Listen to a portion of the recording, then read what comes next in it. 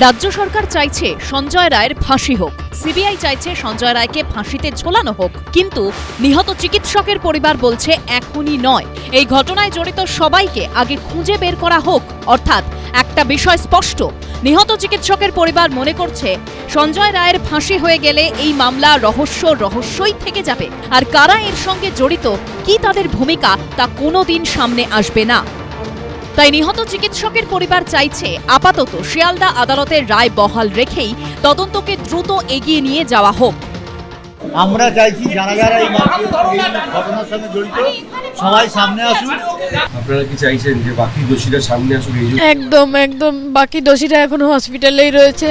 কেন নিহত চিকিৎসকের পরিবার সঞ্জয় রায়ের ফাঁসি চাইছে না? এই প্রশ্ন তুলে নিহত চিকিৎসকের পরিবারকে তীব্র আক্রমণ করেছে তৃণমূল।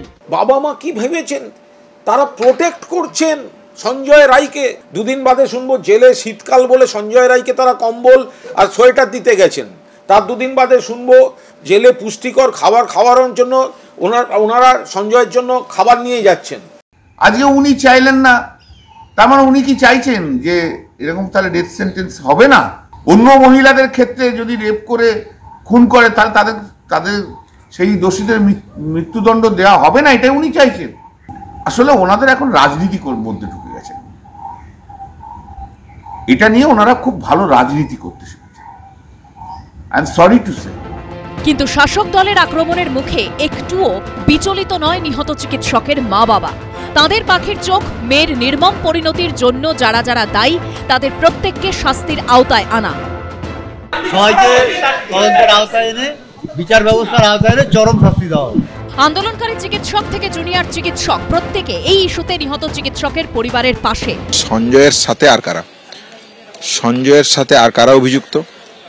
ডিএনএ সিএসএফ যে ডিএনএ মাল্টিপল ডিএনএ এর প্রশ্ন আসছে সেটা কারা?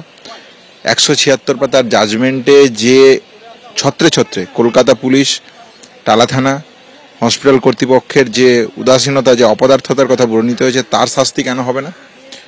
এভিডেন্স টেম্পার ইনভেস্টিগেশন হাসাব যে হয়েছে তার জন্য সাপ্লিমেন্টারি চার্জশিট কবে দেওয়া হবে, কবে ক্রিমিনাল প্রসিডিং শুরু হবে? এই প্রশ্নটা, এই যাবতীয় যে প্রশ্নগুচ্ছ, এইটাকে নিয়ে আলোচনা হোক, এইটাকে নিয়ে তদন্তের গতি এর পরবর্তীকালে আগানো হোক, আমরা এইটা চাই। সারা পশ্চিমবঙ্গের মানুষ জানেন যে অভয়ার মৃত্যুর কারণ একমাত্র সঞ্জয় রায় নয়।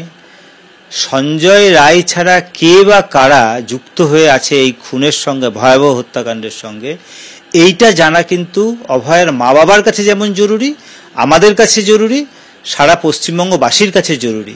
মোটিভটা না জানলে আগামী দিনে আরো একাধিক অভয়া হওয়ার সম্ভাবনা থাকবে। কিন্তু বাকি অভিযুক্তরা কি আদৌ কোনোদিন ধরা পড়বে? সমীরণ পাল, বিজেন্দ্র সিংহ ও সন্দীপ সরকারের রিপোর্ট, এবিপি আনন্দ।